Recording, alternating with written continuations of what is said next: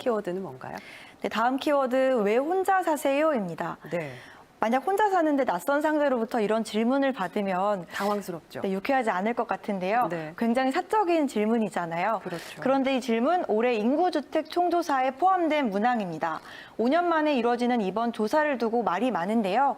정진석 국민의힘 의원은 어제 자신의 SNS를 통해서 인구조사 항목 중에 부부가 침실을 따로 쓰는지, 숨진 자녀가 있는지 이런 질문은 사생활 침해 소지가 있어서 수정해야 한다고 꼬집기도 했습니다. 조사 대상자 중에서도 사생활 침해라는 주장도 나오면서 불편해하는 분들도 있는데요. 네. 실제로 인구주택 총조사를 검색하면 인구조사 거부, 인구조사 안 하면 이런 연관 검색어가 자동 완성될 만큼 인구조사를 귀찮고 불편하게 생각하는 분들이 적지 않습니다. 이런 반응들을 조사를 주관하는 통계청에서도 알고 있죠.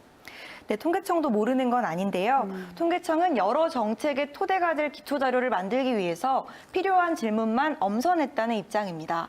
유엔 기준을 토대로 학계와 정부기관과 논의를 거쳐서 조사 항목을 정한다고 하는데요. 조사에 응답한 개인정보는 통계 작성에만 쓰입니다. 정보가 유출되거나 하면 통계법에 따라 처벌되는데요. 그래서 지금까지 인구조사 과정에서 개인정보가 유출된 사례는 없다고 밝혔습니다. 인구주택 총조사는 워낙 규모가 커서 통계의 꽃이라고도 불리는데요. 지금 우리가 사는 사회의 인구와 가구, 주택에 대한 정보를 수집해 국가 주요 정책을 세우는 데 쓰입니다.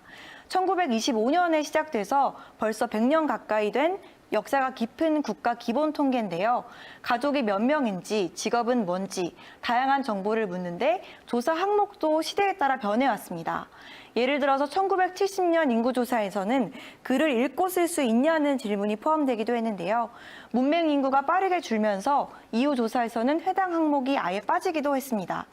때문에 내가 혼자 사는 이유, 정부가 이거를 궁금해하는 게 좀 불편할 순 있지만요. 나의 이야기가 지금 우리 사회에 꼭 필요한 정책을 세우는데 쓰인다고 생각해보는 건 어떨까 합니다. 지금까지 뉴스픽이었습니다.